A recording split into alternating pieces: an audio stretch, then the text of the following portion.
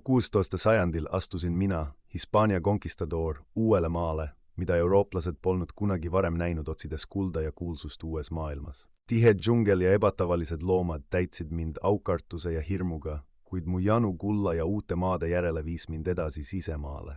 Kui esimest korda nägin asteekide ja maiade suursuguseid linnu, nende kuldehted ja monumentaalsed püramiidid täitsid mu silmad ahnusega.